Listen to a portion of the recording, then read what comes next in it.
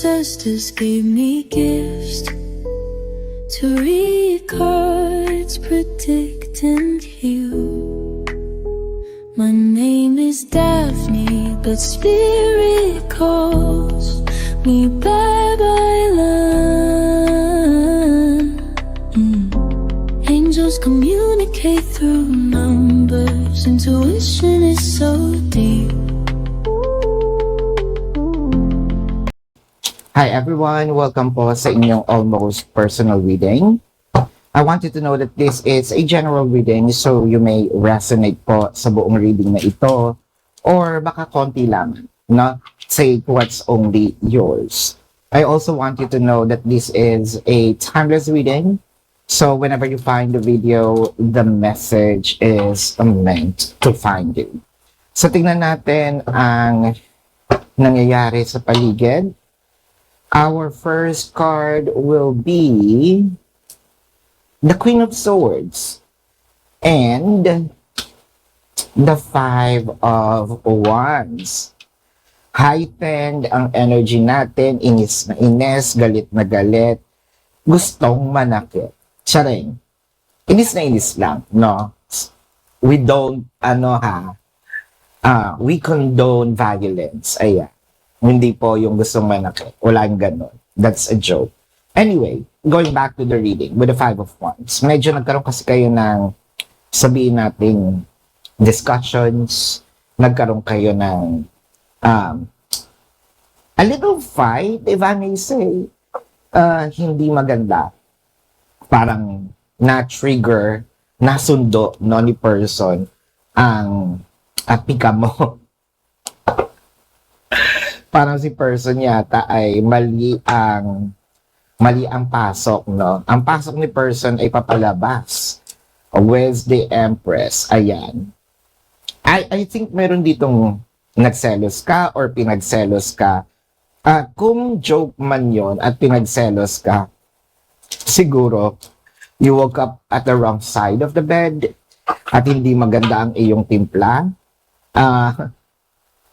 Doon nagsimula. If this is true, it felt like ito ay iyong na-discover. Ayan. With the Knight of Pentacles. Ayan na nga. Parang sabihin natin, kaya pala nagkakaroon ng stagnation, no? Ang inyong relationship.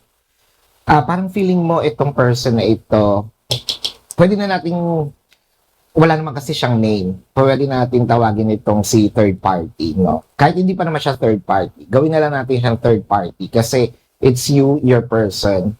Eh, hindi ko siya ma-identify sa third party.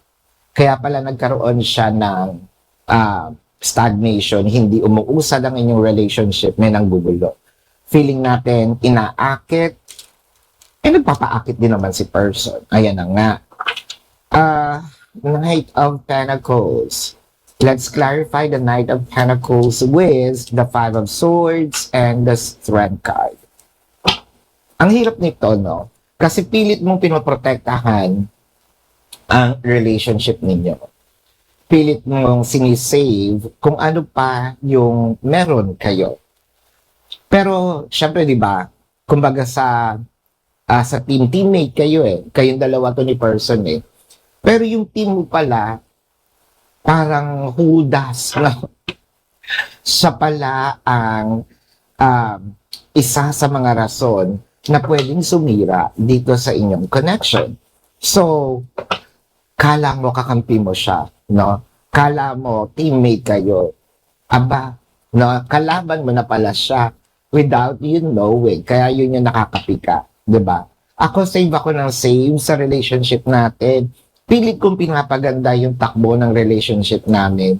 Ikaw pala, no, ang relationship natin, ikaw pala ang sisira. So, with the Moon card, you're actually thinking about, ano ba pwede ko pang gawin? Or should I continue? Should I move forward? Should I stay? Or should I turn my back and walk away? Ang daming naglalaro sa isip mo, no? Yun nga lang, all those thoughts gives you Also stagnation.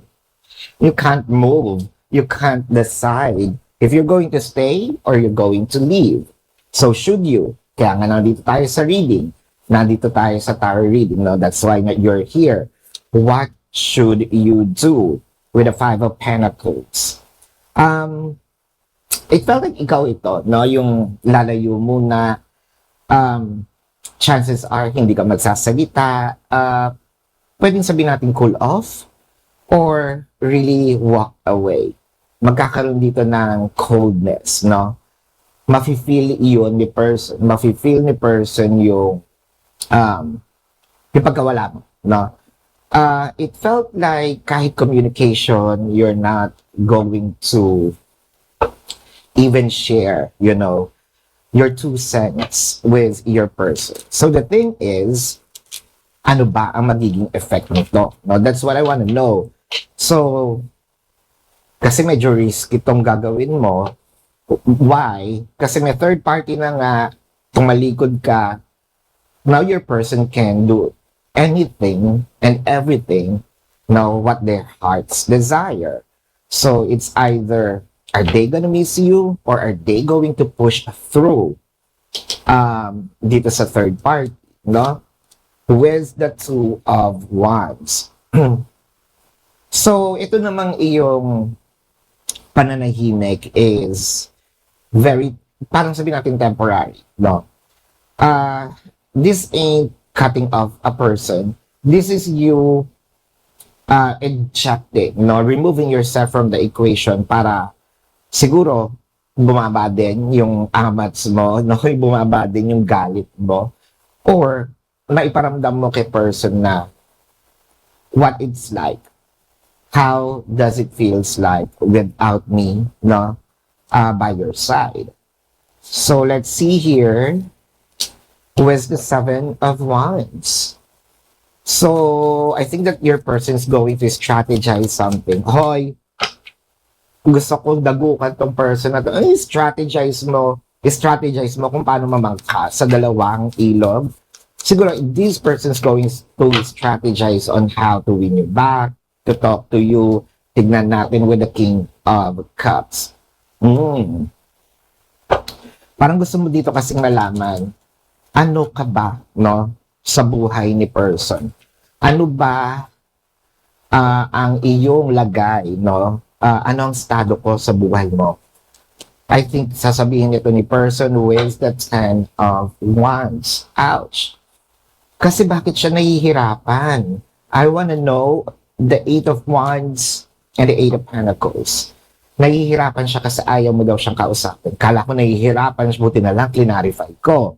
Hindi naman to yung nahihirapan siyang mamili. Nahihirapan siya kasi ayaw mong makipag-usap. Nahihirapan siya kasi parang you are already walking away. We're in with the Eight of Pentacles, your person still want, no, to pursue the connection and work on it. So, it's up to you. Bibigyan mo ba ito ng second chance? Kasi ang nakikita natin, serious naman siya sa pag-work on things at magiging genuine siya, no, ng kanyang emotions with you. But, again, this is your reading. Ay, ikaw, anong gusto mong gawin dito, no?